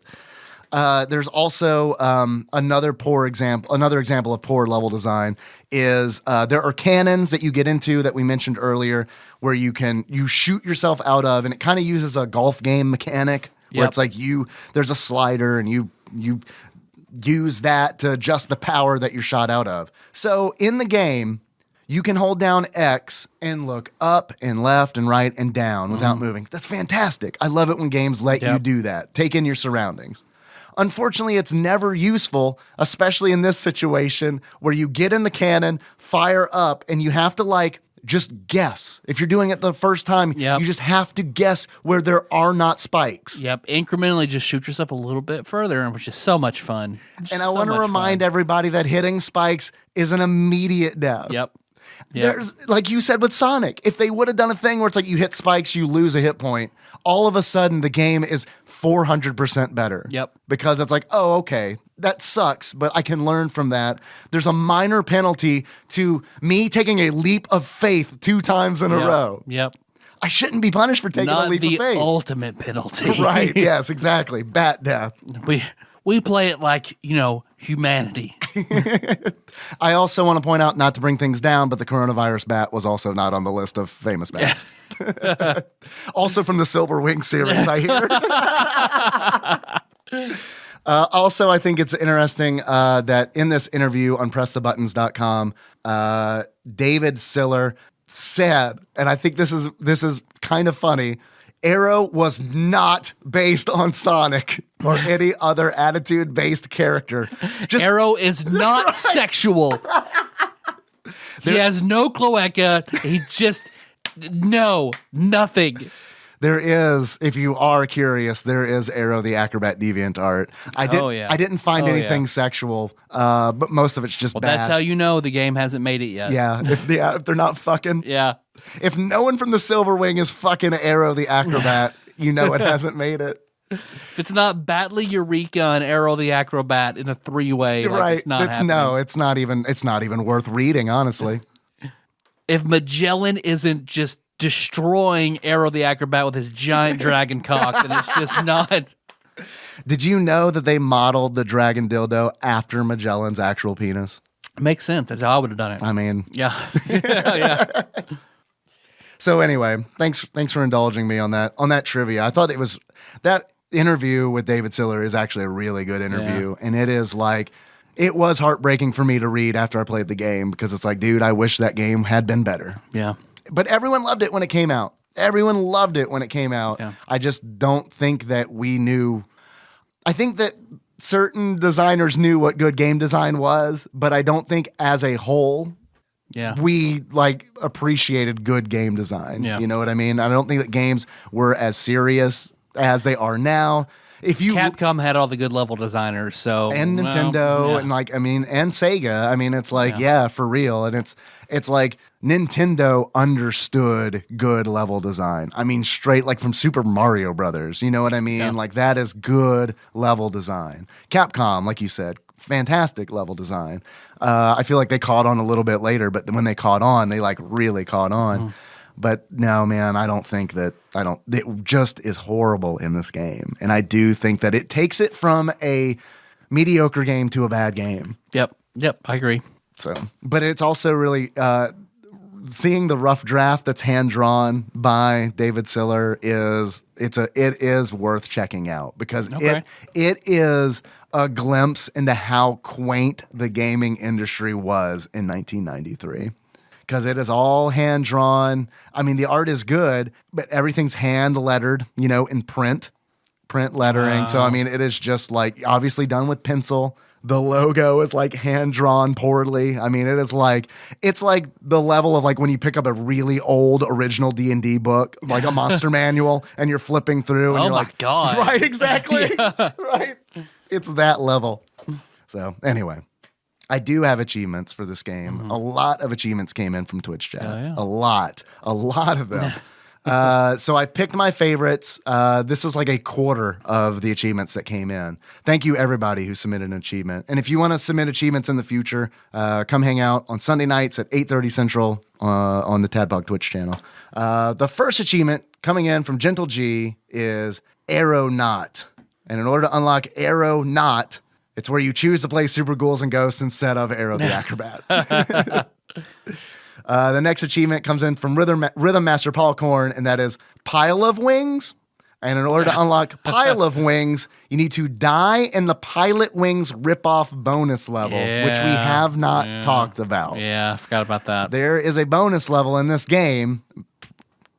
Potentially there are throw multiple. some Mode 7 in there. It is Pilot Wings, essentially. It's like the parachuting thing from Pilot Wings, except you're Aero the Acrobat and you're going through rings as you get closer to the ground, and then a propeller dude just shows up and fucking blows you all over the screen, and then you have to scramble to get control back.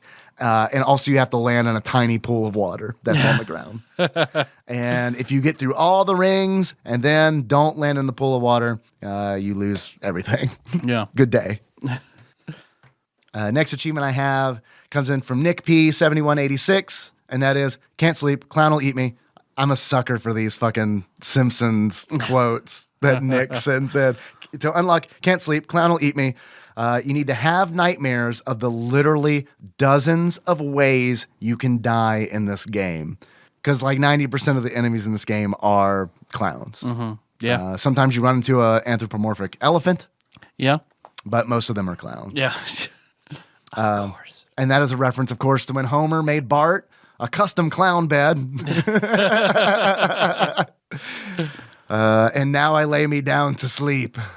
Next achievement comes in from Doc, and that is Spiked Bat. In order to unlock Spiked Bat, you need to lose all lives purely from hitting only spikes. Which I'm sure, yeah, we all unlocked. Which I wanted to mention because this game should be called Spikes, the video game. Do you have any achievements, Tyler? No. I have questions for you then. Yeah, fuck yeah. How much do you think this game is? Aero the Acrobat. How much do you think on average you pay for it loose? $7.84. $7.84. All right, Tyler. Actual retail value of Aero the Acrobat loose on average, according to PriceCharting.com, at the time of this recording is $7.97. Man. You're off by 13 cents, Wow. my dude. That is wild. I feel like that is the closest you have ever been. Do you want to take a guess at how much this game is new? $45. $89.08 on average. Ooh. Do you think that this game is worth $7.97 loose? Not really. I agree with you. I mean, I'm going to buy it eventually, but I agree with you. Yeah. It is not, I am in no rush to buy this game. Yeah. Got any more of them questions? I do. I have Tyler. Yes, Dave. I've had a lot of fun today. Hell yeah, man. Talking about bats fucking in fiction. Of course. Talking about, It's Monday. What else are we going to talk about? I mean, right? It's finally we're back to our tradition. Final Fantasy 11 and animals And fucking. animals fucking. Bats. Yeah. We actually just do rotation. It's like, oh, what is it? The first week of June? Bats. Yeah, it was aardvarks last month, and now it's bats. Check the big Next calendar. week it's cats. Yeah. Then it's dogs, and it's elephants. It's kind of like the Chinese like New Year calendar, but just like everything has huge dicks. Yeah. And also it's weekly. Tyler, if you were to give this game a beard that sums up how you feel about it, what kind of beard would it be? I would give it the beards of Goku and Vegeta. After they train for a long time together in the hyperbolic time chamber, they come out with beards. I thought they were like elves and couldn't grow. Exactly. Facial it is hair. canonically breaking for everything that they've been in. Then they don't ever revisit it after they shave. But it it- never happens again. But it makes sense that they would grow hair because they are monkey people. Yep. Right? Yep. Because it's stated by Vegeta that after a certain age, a Saiyan's hair never changes. Kishimoto was notorious for forgetting anything he ever said in the Sure. lore. Yeah, yeah. Period. It's like Shit me. changed all It's the like time. me running a D&D game. Yep. Yeah. Where it's like, what was the name of the NPC? Does anybody remember? I think it was Aaron. Probably Aaron. All right, Aaron. Aaron. You see Aaron. So I give it those beards because like it tried to be something but forgot everything better that came before it. Okay. All right. I like that beard quite a bit. So is Sonic Vegeta in this metaphor? Probably. And would that make Goku then Aero the Acrobat or Mario? Sonic is probably Goku and Knuckles is Vegeta. Oh. Yeah. All right. So I'm glad you said And Knuckles. Krillin is Tails. So Okay, I love Tails. Yeah. This all works out perfectly. I like Krillin. I like Tails. This is great. I'm glad that you brought up Knuckles because it is mentioned by several people that essentially Zero the Squirrel is the Knuckles to Aero the Acrobat Sonic. okay. So we can delve into that much deeper when we Yeah. get to the next two Perfect. Aero the Acrobat games. Tyler, Yes, Dave. if you were to give this game a pair of glasses that sums up how you feel about it, what kind of glasses? What kind of glasses? I had a would you pair give of glasses and now I've forgotten about it. I was too into those beards. it? That's fine, man. I like the beards. Were they also Dragon Ball Z? No. No. Were they mascot platformer glasses? It might have been. It was something about how shitty it was. So, like, shitty pair of glasses. I forget what I said. So, like, pair of glasses that's, like, broken. Would it be like a windshield with like a bat that gets stuck on the windshield, go. and then you use the wipers and A you car smear that the was blood. like designed really well, but then when it was put together, super shitty. Yeah. Like the Batmobile if Bruce Wayne were not a millionaire. Right. And had to cobble something together in his like suburban 2-bedroom home. If Bruce Wayne was like a Huddle House cook and have a Batmobile. That is a what if that I would pay $4 to read right now. Right now.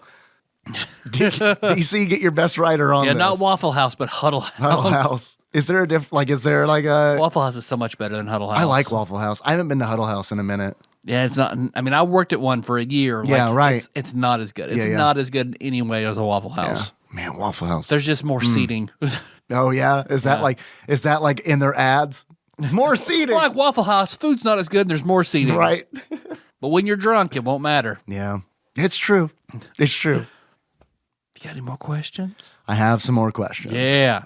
I hope that's what you were looking for. It was what I was looking for. We have a quiz that came in from one Prime Inquisitor across the ocean in Albion, Ross Rachel Green.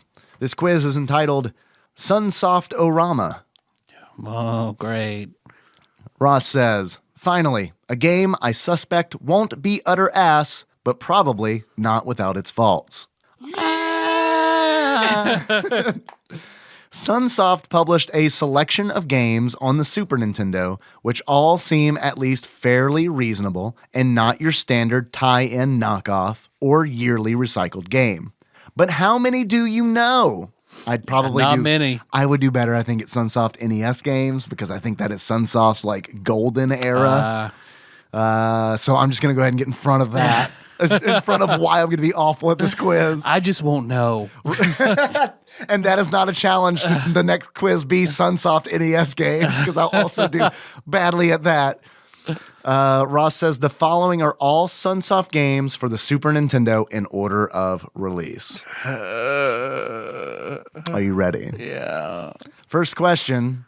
This game was created in Scotland by the team that would become Rockstar and involved guiding small animals through a stage to an exit. Lemmings? Lemmings. I feel like that's probably a really good guess. Small animals to an exit? All right. And Lemmings definitely had a Super Nintendo release. Yep. I thought it was later for some reason, but that wouldn't make sense because I remember playing Lemmings on the Mac in like 6th grade. Yeah. So that would have, okay. Lemmings. I love it. Lemmings. Locking it in. It is, in fact, Lemmings Okay. from 1992. That's pretty good. Sunsoft did Lemmings. All right. Next question. This game is a cooperative top-down shooter where you pilot a tank or helicopter. In its Amiga predecessor, you could activate its cheat mode using the code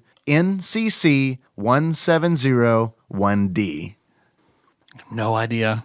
I feel like the code double barrel. might be double barrel. I have no. I have clue. no idea either. For the Super Nintendo, it's a cooperative top-down didn't have- shooter. Well, what I remember is Contra, and that's not Sunsoft. No, it's not. Yeah. Pilot a tank or helicopter. I have no idea. It sounds like it might be cool. Yeah. It's not on IGN's Top 100, so it's probably not, but maybe better than Aero the Acrobat. Who did Smash TV? I can't remember who developed Smash TV. Sorry. Smash TV. Smash TV, locking it in. Super Smash TV. I'm pretty sure it wasn't, but that's fine. It is Firepower 2000. Never heard of that. What a bad name. Yep. That is a really bad name for a An video era game. appropriate name, but a bad Right, name. Sure. It came out in 1992. It's no Power Man 5000, No, but it's whatever. not. And the year 5000, that's all going to come around. Just you wait. Next question.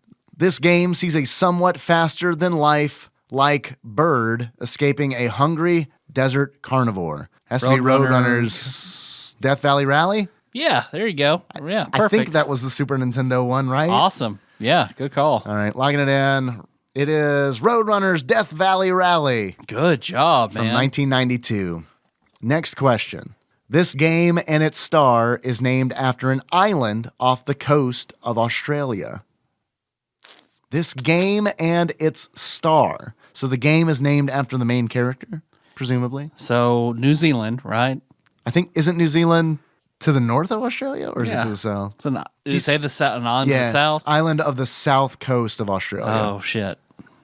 I don't know. Then Auckland, Kiwi. I feel like we could figure this one out if we really took 4 hours to do it. Yeah, well, it's not. That's though. probably good podcasting. I've heard. I Yeah, took the probably. I took the master class. I took the Joe Rogan master class. He said the key to getting $100 million deal with Spotify is to spend 4 hours trying to figure out the name of an obscure Super Nintendo game that Sunsoft made in the Perfect. 90s. Yeah. And don't have sex with your wives. Like, just sit there, and just talk about it for a long time. Yeah. I don't know. Kiwi Adventure. Yeah, I have no clue. Tasmania. Fuck I know. me. Look, man, if we would have spent 4 hours, I bet we could have gotten there. We would've Someone's got gotten to there. fuck his wife. Yep. Please will you do me a favor? Since we missed that, can you please make Taz noises while you fuck? It'd be harder for me not to make Taz noises. Perfect. If you could I'd like to go down there and go. yes, please. If you could do the, if you could, do I the turn in tongue. circles, like I take a Yeah. shower and then I turn in circles. Do it It's real wonderful. slow though. The full experience, the slow. I call it giving her the old slow Taz. The slow Taz.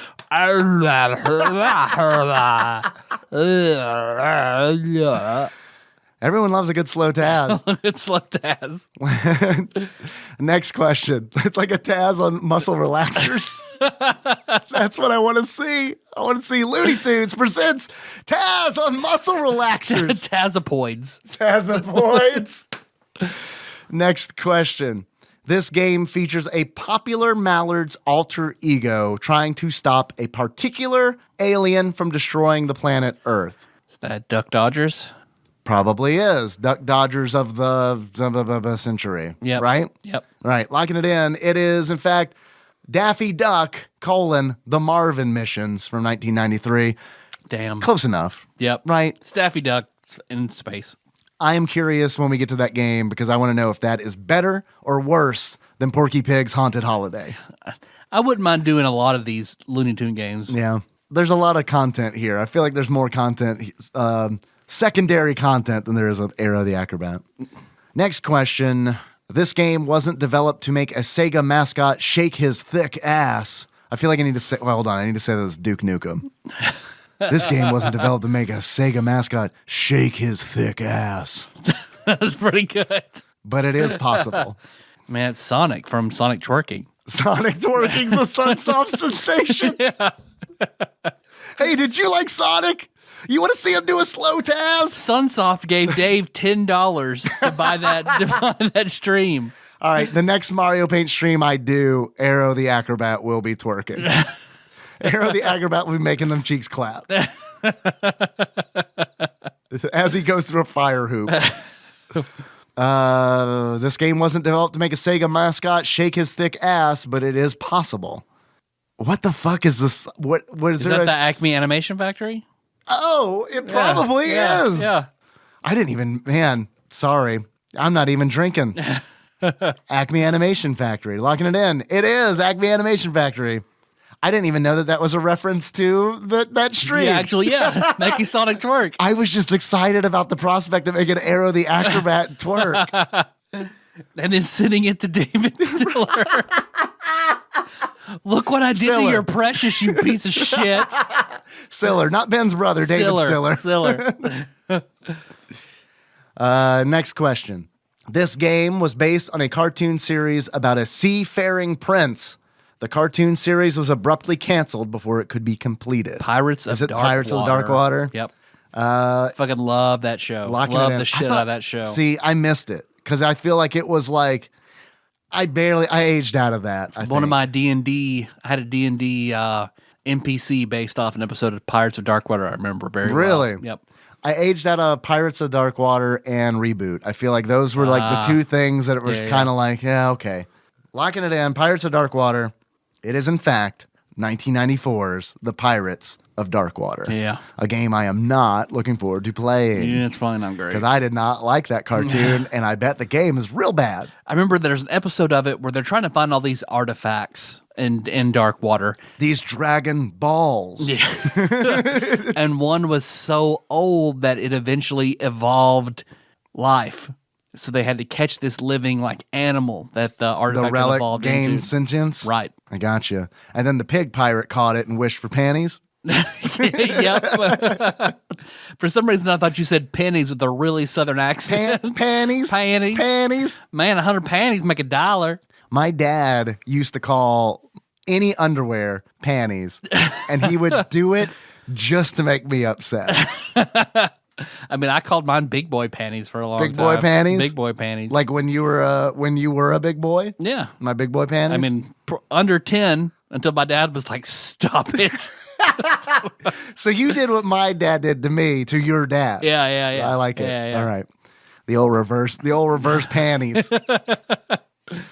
Next question. This game is a spin-off of Aero the Acrobat and released alongside the sequel. It stars an animal trying to stop deforestation. Gonna go with Zero. Zero the squirrel? The squirrel. It might be Zero. Yeah, probably Zero the squirrel. Probably. I can't remember if it's Zero the kamikaze squirrel Or is it not. Secret Squirrel, the Hanna-Barbera character? Oh my God, how is that not on the list of bats? What's a squirrel but a bat with a big tail? All right. What, you're not going to update your Adobe? No, man, Flash wants to update on my MacBook constantly when we record. It's always like, hey, man, are you recording a podcast? It's the only time you use me. Come on. All right, come on, I got to do it. Hey, man, do you want security flaws? Yeah, I do. I really would like those, please. It is, in fact, Zero the kamikaze squirrel from 1994. All right. Next question. This NBA James clone stars popular cartoon characters. This is Looney Tunes B-Ball. Oh, good. I had no idea. Must be like Space Jam? And I'm going to go ahead and talk shit beforehand. I'm probably going to be wrong. But the reason I know this is because of the SNES Club on the TADPOG Discord. But Quizmaster Bovine Bear Matt has, on several occasions, nominated Looney Tunes B-Ball. I'm not sure it's a Sunsoft game, but seeing how Sunsoft appears to have the Looney Tunes license, Yep, I you feel are like this is correct. probably going to be. Yep. So locking it in. It is, in fact, 1994's Looney Tunes B-Ball. Very nice. There you go. I hope Matt is very pleased with that. Thanks, Matt. And with that, July was solidified. It has actually kind of become a little bit of a Tadpog Discord meme where now when anything is nominated, Anything Matt nominates becomes a meme. the reactions to pretty much everything now are basketballs. Next question. This game sees a cartoon rabbit trying to escape a painting by a duck artist. That's obviously a Looney Tunes game. Yeah. I do not know what the fuck this game would be. No idea. It's probably Daffy Duck : something. Daffy Duck narrowly escapes being in a early 90s hentai. Drawn by bugs. It's weird, man. I see a red duck and I want to paint it black by Bugs Bunny. Locking it in. It is, in fact, Bugs Bunny Rabbit Rampage from 1994. And that is all of the questions. That's a good quiz. Hard quiz. It Good was. quiz. I like that quiz quite a bit. Thank you, Ross. Yeah, man. Well, Dave, I think it's about time. I mean, I guess if you want to end it and go have sex, we can. Yeah. I mean, well, I'm going to pick up this bat first. all right, pick it up. I'm also going to pick up this baseball bat. Whoa. Oh, I got a bat. Whoa. I'm going to call it Aero and I'm going to hit it with the bat. Oh, I thought you were making a two-handed penis joke. I'm sorry. Yeah. I'm slow to. I'm on my third Monster Energy drink because Davy Poo went to bed at 4 a.m. Oh, yeah.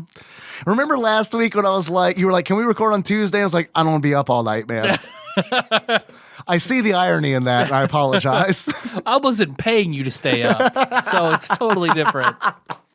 We can work that out. We can work that out if you want. So I'm going to put this bat on the ground, put my head on the bat, turn around in circles, point my no hole in a random direction. Please. Say the prayer we all love to say. Slow Taz around that bat. I wish everyone could see you. Yeah, it could have been a side to side. You're like when Bugs Bunny dresses up as a woman. It seduces Elmer Fudd, Boop. but it's real slow. Beep-doop, boop-doop. You're not picking up your iPad, so I know ain't nothing happening. You're going too slow. It's because here's why. Do you want to know why? I'm thinking, who would win in a fight? Bugs Bunny on Angel Dust versus Taz on Quaaludes. Bugs Bunny. You give it to Bugs? I give it to Bugs. Angel Dust makes like a huge fucking difference. Yeah. And Bugs is pretty vicious anyway. Yeah. So about to say it'd be close between normal Bugs and Taz. Yeah. So. Yeah. Have they ever fought? I don't know. We gotta check. Hey Siri. Has Bugs Bunny ever fought the Tasmanian Devil? Okay, I found this on the web for Has Bugs Bunny Ever Fought the Tasmanian Devil. All right, Check it out. I'm clicking on the first link, and it says I'm never having sex again. That's weird. All right, we'll solve that mystery when we get to the Tasmania game. Yeah, we'll put a bit in this until it's relevant. All right. Do the prayer. I'll do the iPad thing. No whammies. Stop. 718 Oh. out of 725. Zero the squirrel. Yoshi's Cookie. We've already done it. We've already done it. So we never decided what we were going to do if we get to a game that we've already done. Do you want to see if I can find a Yoshi's Cookie randomizer? Now let's do a different one. Okay. I feel like we need to put a proper quiz in place to not just re-roll. I also feel like we should do that, but we never will. Yeah. So let's just re-roll. All right.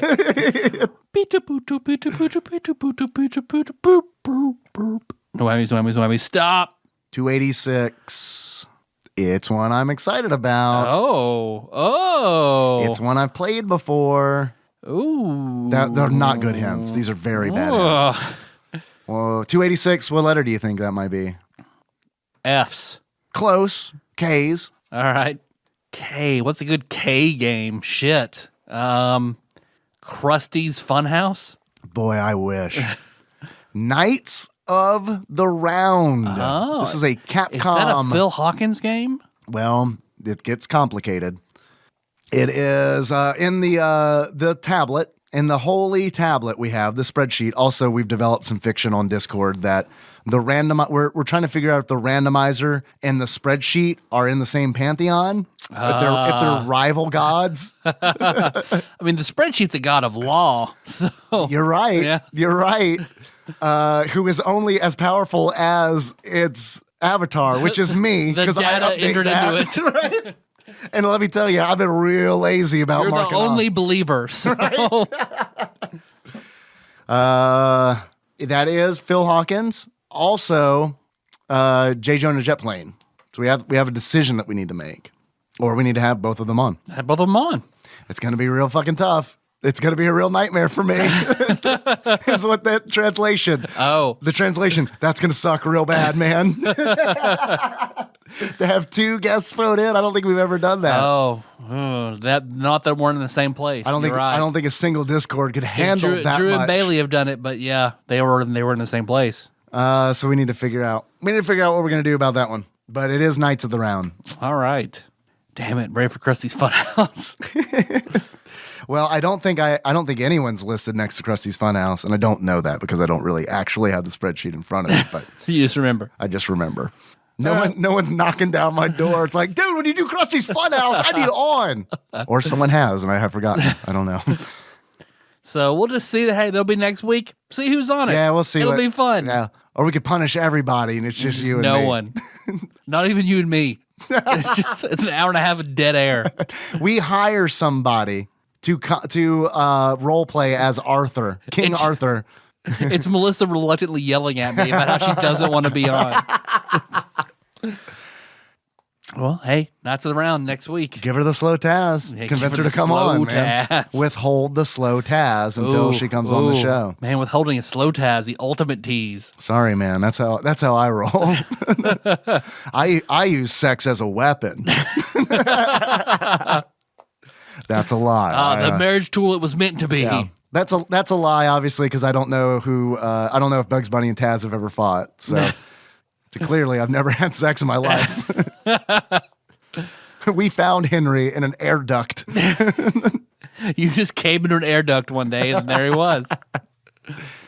Well, thanks for listening, everybody. The next episode, Knights of the Round. Until next week, some things you can preoccupy yourself with.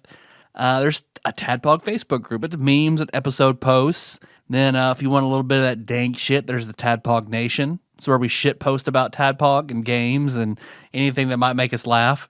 Then if you're a good boy who enjoys good content that is structured into different topics, that's the Discord. What's the Discord again? bit.ly/TADPOG Discord. We have shirts. We don't know how to sell them to you right now, Right, but we yeah, do sorry. have shirts. Sorry about that.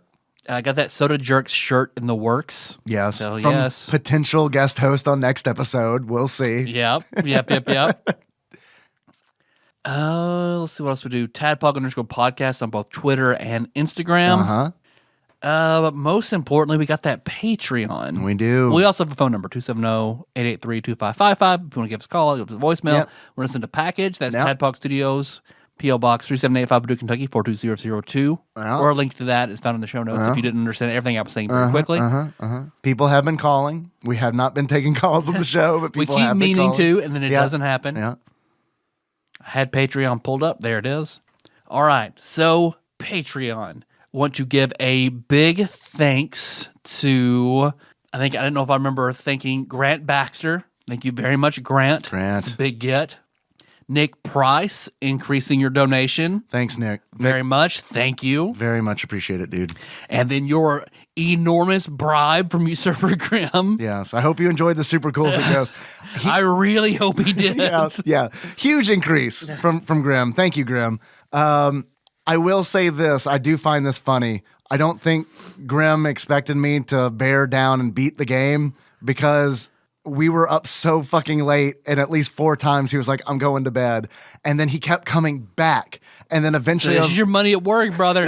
Come on. I didn't even think about that. But then eventually I was like, dude, you need to go to bed. I'm not going to stop until I've either beaten this game or run out of continues. You're getting your money's worth. Sit down. And he said, Clockwork Orange it. he said, I feel bad because I'm the one who did this. So he felt like he needed to be there. Good. And then big increase from Matt Gentile. Gentle Thank you. G. Thank you, Gentle I think G. that gets him into executive producer territory. It sure does. Speaking of, this episode was executive produced by the following people: Usurper Grim, Coronavirus Savior, Cubicle Monkey, Chicks W. Dixon, Zeus Laser, God Emperor Alex Pena, who showed up to the Twitch stream, and boy, I was so man. excited to see. I love seeing God Emperor hop in.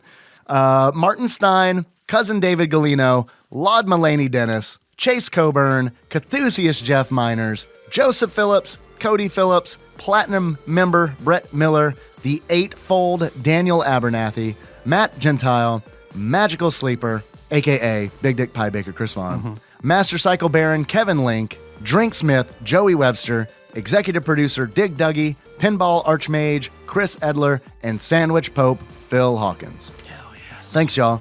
The executive yeah. producer list is getting longer. Yeah, it is. Damn. And I love that.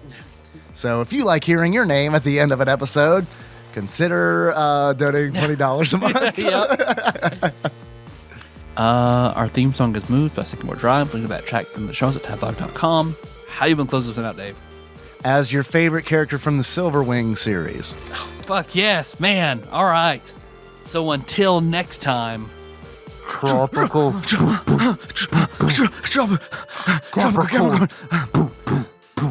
We were both Throb. Throb. Yeah, we were both Throb. Of course. Yeah.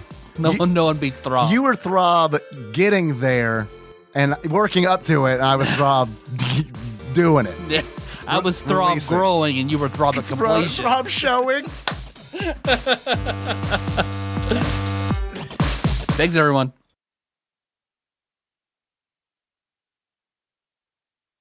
Got Ken a coral switch. Oh, yeah. So, yes, you got it? So I want to give a big thank you to Sean Muldowney for Of Nerdy Thursday of and Nerdy Thursday Animal Talking. fame, because he was like, "Hey, I've got the hookup. I can get you a Switch." Cool, man. Send him the money for the Switch. He's like, "Cool. Here's where I ordered it. Send me a screenshot. It'll be there by Friday." Awesome. On Friday, I was like, "I don't see it." He was like, "Let me check." Oh shit, they canceled it and didn't tell me. Oh, no. And I was like, fuck. He's like, And the next morning he was like, okay, I ordered it from Target. And I was like, there's a Target in Marion. Can you cancel that? Because I found one on Marketplace that's coral and cheaper. He's like, yeah, man. Target's giving me a hard time. They might send it to you anyway, but just send it back to me and I'll sell it. No problem. Oh, I was like, dude, you rock. Thank you. You're trying to help me out. And I appreciate it very much. Yeah. So much love to Sean Muldowney. So how did Kenna like the Switch? She loved it. Yeah. Yeah, I got her a Mario Odyssey case for it. And she opened it up. She's like, "Oh my god, my old Switch!" Nice, so, nice. Yeah. And then she was like, she was very happy. And then she kind of paused and she gave. I felt like, oh, my daughter's a gamer because she went, "Am I gonna have to start all over on Animal Crossing?" And I was like, "Yeah." And she got very sad. She's like, "All right, well, Artsy AJ can catch me up then."